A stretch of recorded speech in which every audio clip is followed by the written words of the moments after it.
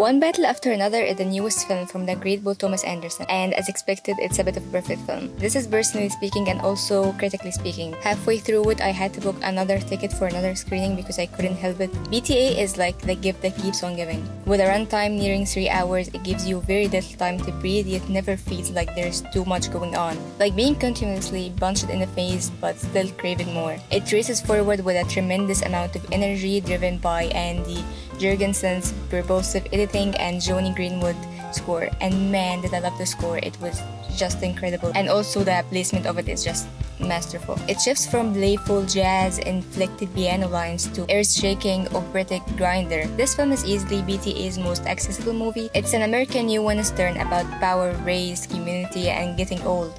But most importantly, it's a wonderful father-daughter thriller, kind of the generation-defining blockbuster. It's beautifully shot on film. BTA and Michael Buman's cinematography is absolutely amazing. It's just gorgeous. I had a smile on my face from like the first 5 seconds. Truly, if you have the chance to watch it on a big screen, it's worth it, believe me, being the best movie of the year so far. This film is BTA at his most action-heavy. To no surprise, he nailed it. There was this hint of action like in Punch Drunk Love, but the few scenes that he goes all out here makes me want to see him go even harder. The car chase near the end is an all-timer. I think we'll be talking about it for ages. And I want to talk about the lighting. We've been getting a lot of bad-looking movies this year. I mean, look at Superman. What is this lighting? I don't know, and he probably doesn't know either. But then you get a film like that, and no one likes a set like Paul Thomas Anderson. I'd love to know the film stock he's using. You know, the heavenly look of BTA's indoor daytime scenes is just something else.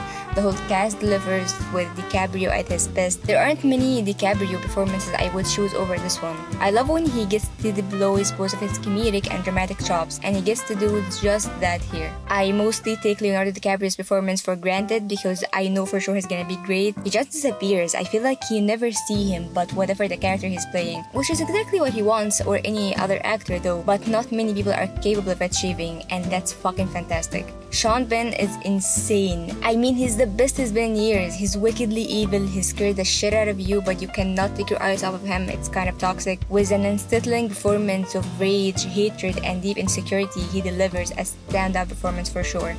It's, you know, his physicality is just so gross and familiar with a lot of people that we see in politics nowadays. It's just genuinely enraging. Definitely, it's a lock for Best Supporting Actor. Tiana Taylor makes an unforgettable impression. She stole every scene she was in, but Chase Infinity, however, she kind of blew me away, especially knowing this is her first film. There's something very sweet about this father and daughter dynamic. While the relationship is clearly not in the best shape, and also their experience in the movie they endure is almost entirely separate, but you still get the feeling of love that they have for each other at the end. I loved seeing Benicio del Toro here. His screen presence is constant pleasure throughout, making a lot out of a little and leading the audience into some of the film's more fascinating corners. The sustained high wire energy and chaos of all the time run all night sequence that captured gorgeous LA locals in the chaotic and wild long takes, and the car chases where the camera may as well be strapped to the front bumpers as they ride along the hills of California desert. The expert use of aerial photography that makes every set piece feel larger than life. It also feels like this movie is like the most overtly political movie of the scale since the 70s maybe. It's important and almost cathartic to see such an nuanced portrait in how the other,